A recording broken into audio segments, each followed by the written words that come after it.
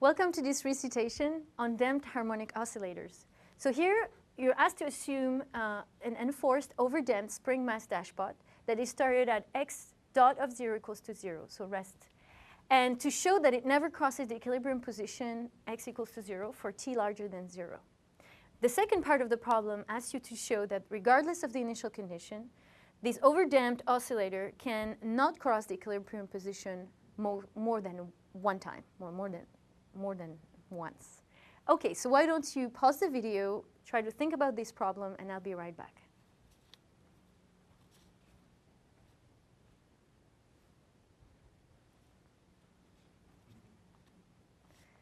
Welcome back.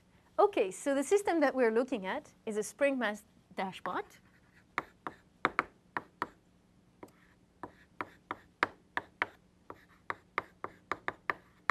That would be written in this form, second order differential equation.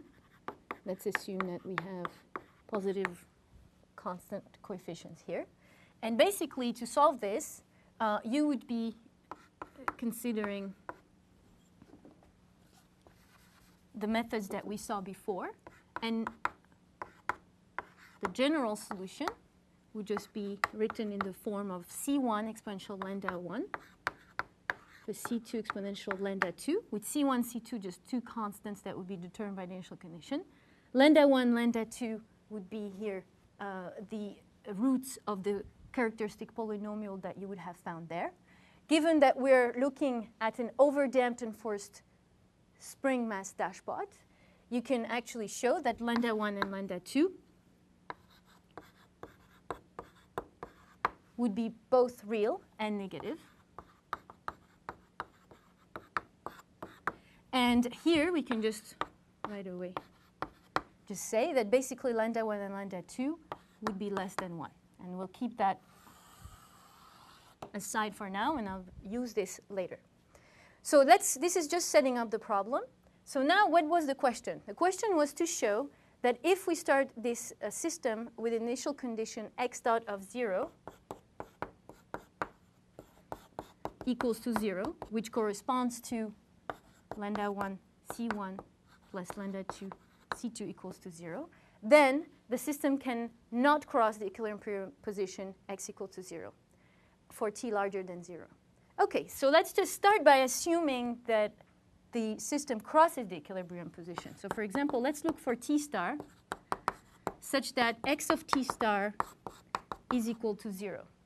So x of t star, we know its form already. We have the general form of x of t star. That's basically C1 exponential lambda 1 t star plus C2 exponential lambda 2 t star. And so we can massage this equation. I'm going to do this here. And so basically end up with minus C2 over C1 equal to exponential of lambda 1 minus lambda 2 t star. So now let's just find our t star by applying the log of both sides of this equation. So we get t star equals to the log of minus C2 over C1. And we divide by this lambda 1 minus lambda 2.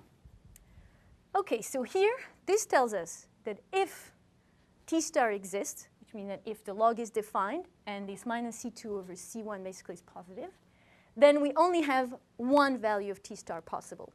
So here we actually are answering the second part of this question, number 2, which was telling us that regardless of the initial condition, so regardless of coefficient C1, C2 that we would have, if a t star exists, there is only one. And so that means that the system would not cross this equilibrium position more than once. But I'll come back on that. But now let's go back to what we were asked to do in the first part, where we basically now go back to our x dot of 0 equals to 0, which basically gave us that minus C2 over C1 was equal to lambda 1 over lambda 2. And the way we define lambda 1 over lambda 2 here gives us that minus C2 over C1 is less than 1, okay? Which means that the log is going to be negative. What happens in the denominator? Lambda 1 minus lambda 2 would be positive. So with this initial condition, we would end up with a t star that would be negative. So basically, x is never equal to 0 again for t larger than 0, given these initial conditions. Okay? So that finishes this first part of the problem. So I'll go back on the physics of it in a moment with the graph. So starting from this initial condition, x can never be equal to 0 because only t star that we can find would be negative. So for t larger than 0, it does not cross the equilibrium point. The second part of the problem, so this was 1, the second part of the problem just comes from the fact that if I label this star, star tells us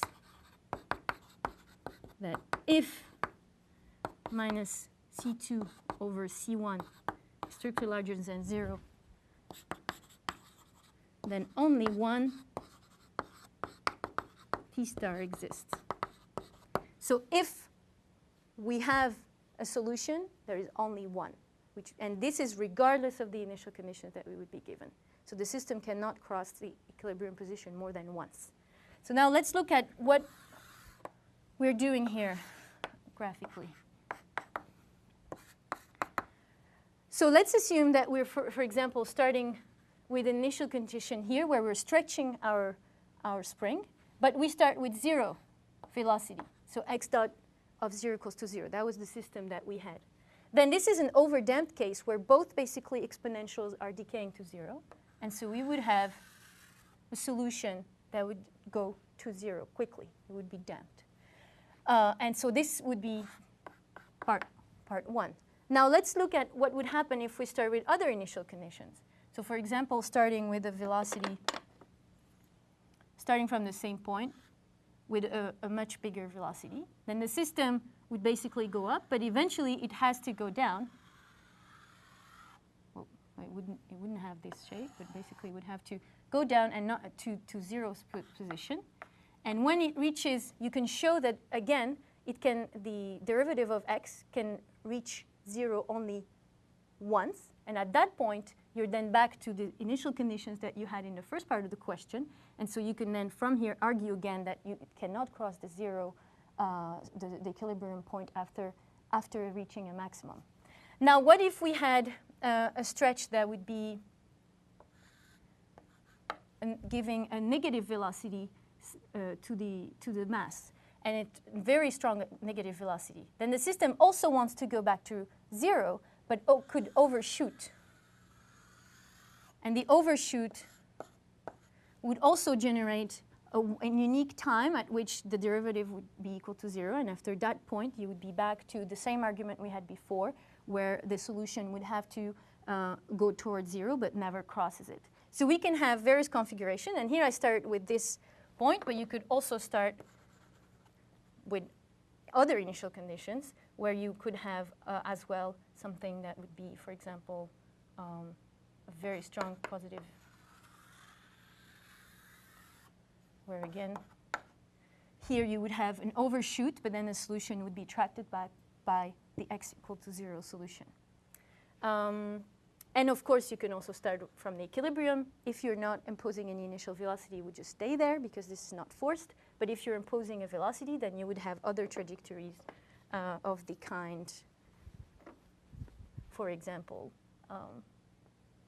like this, where again, it would go up, but then be attracted back by the 0 solution. So that's the typical behavior for a damped oscillator, where basically there's no oscillation, but the solution is just attracted to rest, and you could have cases of overshoot. Then it can show that that after the overshoot, the velocity would reach 0, a maximum, and then would be attracted back to the 0 solution with never crossing it. And that ends this recitation.